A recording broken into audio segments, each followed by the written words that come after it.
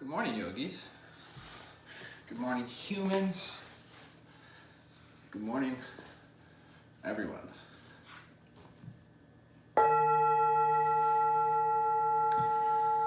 Welcome to Through the Mud Yoga. My name is Charlie. This is a video I will be presenting to you. I'm trying to keep these quick and concise.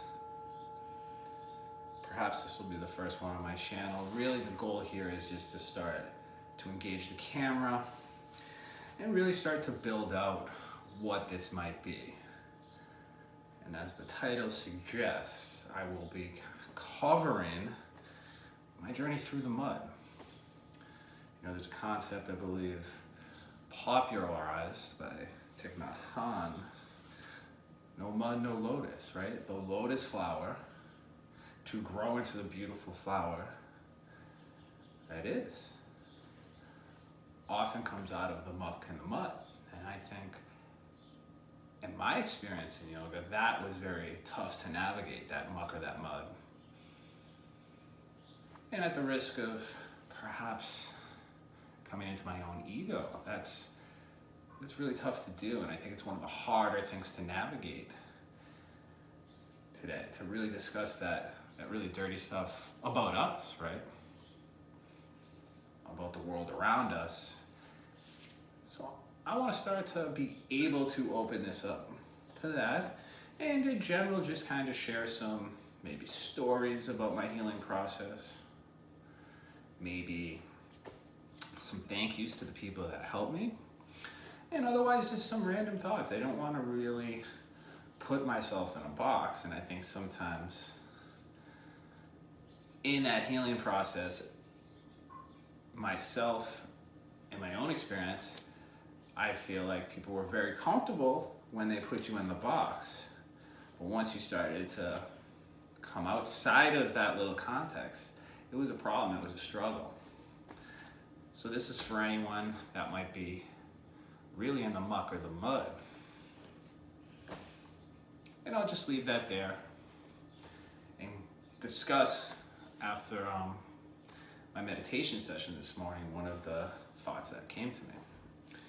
And one of the misinterpretations in meditation, and I think, is that we can't engage our cognitive process. And it's a lot there, but I just will give you the thought I had. You know, there's a story about the Buddha, or I guess Siddhartha, or whatever his name was, right? Not the best, the details. I really exist in experience. Right, he sat by the Bodhi tree and sat for the night, found enlightenment, and returned, and hence we have this thing they call Buddhism, a lot of these great yogic traditions, and et cetera, et cetera. And throughout that night, right, the Buddha was visited by like serpents and things like that, trying to get him not to sit, to bring him out of that state. And he was tempted.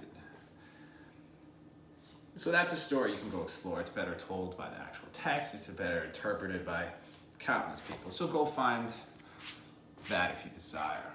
But I guess in my exploration of meditation, in my own experience, a lot of times the teachings would say, go right to your breath. Go right to your breath. If you're thinking, you're doing it wrong. And a lot of people along the way, and even to this day when I'm trying to explore, they're confused by that because they think engaging your cognitive process is wrong in meditation. Imagine if, in this hypothetical scenario, the Buddha heeded that advice, right? And I know I'm being a bit, loose with my interpretation, whatever. But my point is, imagine if when the Buddha was visited by the serpent, or tempted in that symbolic sense, oh, just go back to your breath, Buddha, don't engage. In the same way, when I was meditating this morning, right, I was letting out some conflict resolution. I was allowing myself to explore that cognitive process, and that was something fantastic and amazing in my meditation history, dealing with my own trauma, dealing really with the the cognitive thought grooves, my samskaras. So I want to, like I say, maybe we need to open up our interpretation, and people are doing that.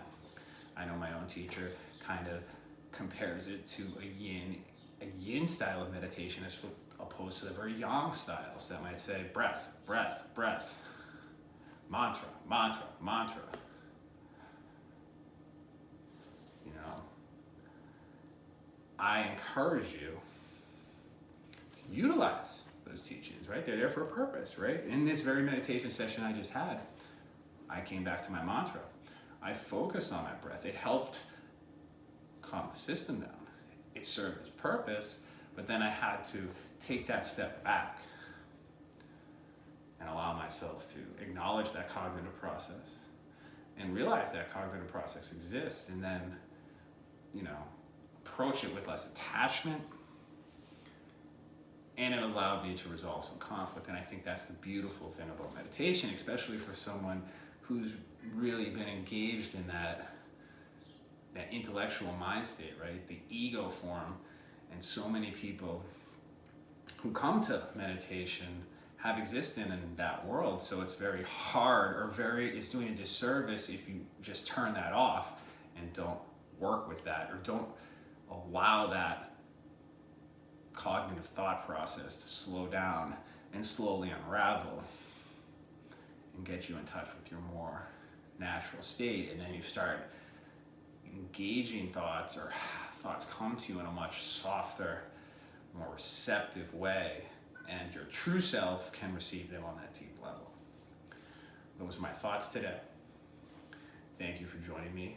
This is Through the Mud Yoga. I'm going to try to keep up with some videos, maybe try to build this out, and really just engage the camera, and really just engage and connect with whatever this is. Thank you. Hope you all have a great day.